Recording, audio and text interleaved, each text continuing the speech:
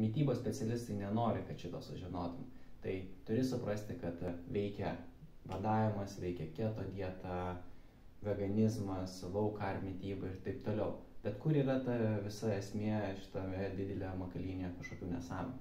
Turi suprasti, kad pagrindinė esmė slypi kalorijose, paskui maistinėse medžiagose, toliau vitaminuose ir mineraluose, valgymo laike ir papildams. Ir čia yra tokia sudaryta mitybos plano piramidė.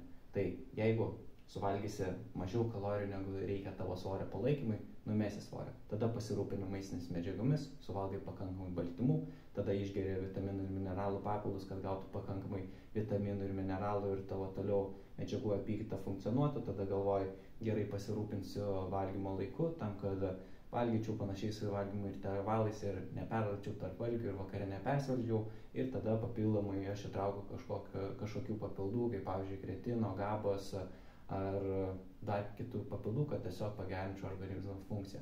Ir jeigu aš atlieku šiuos 5 veiksmus teisingai, aš būsiu sėkmingas ir man nereikės laikytis kažkokių vaikiškų dietų, apie kurias dietologai nenori, kad tu sužinotum.